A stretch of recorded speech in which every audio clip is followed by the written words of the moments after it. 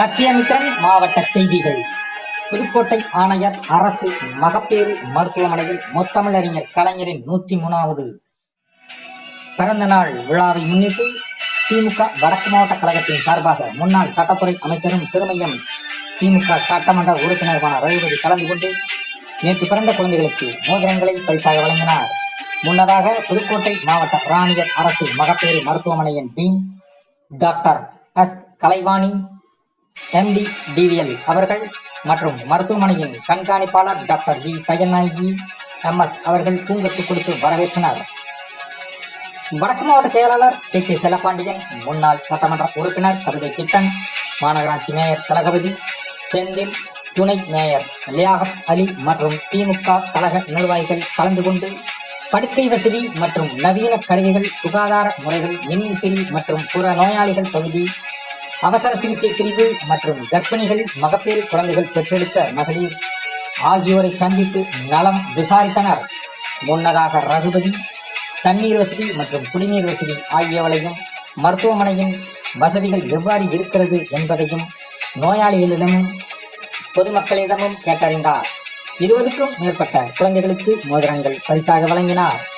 செய்தியாளர்களை சந்தித்த ரகுபதி தற்போது தமிழக வெற்றி கழகத்தின் முதலமைச்சர் ப்ரோ, வாட் ப்ரோ, என்ன ப்ரோ, முதலமைச்சர் சார் என்று கூறி உரையை தொடங்கினார்.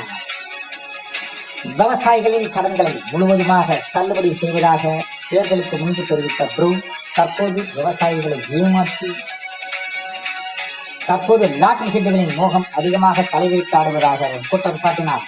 இதனை காவல்துறையினர் கைகட்டி வேடிக்கை பார்க்கின்றனர் எனவும் பாரதிய ஜனதாவிலிருந்து விலகிய அண்ணாமலை தற்போது புதிய கட்சி தொடங்குவதாக அறிவித்ததற்கு முதலமைச்சர் ப்ரோ எனவும் அண்ணாமலை சோ எனவும் தெரிவித்தார். முதலமைச்சரை சிஸ்டர், ஹலோ சிஸ்டர், ப்ரோ என்று கூறினார். தலைமைச் செயலகமானது 8 மணியிலிருந்து 5 மணி வரை ஒவ்வொரு காட்சிக்கும் இடைவெளியாக சினிமா காட்சிகளை போன்று தலைமைச் செயலகம் செயல்படுவதாகவும் குற்றம் சாட்டினார். தற்போது சட்டமன்ற அலுவலகத்தை தமது கட்சி அலுவலகமாகவே பயன்படுத்தி வருவதாகவும் குற்றம் சாட்டினார். தினசரி காட்சிகளாக தற்போது சட்டமன்றம் அலுவலகத்தையும் தான் பயன்படுத்தி வருவதாக முதலமைச்சர் விஜயை குற்றம் சாட்டினார். தற்போதைய தலைமைச் செயலகமானது கட்சி நிர்வாகமாகவே முழுமையாக மாறிவிட்டதாகவும் கூறினார்.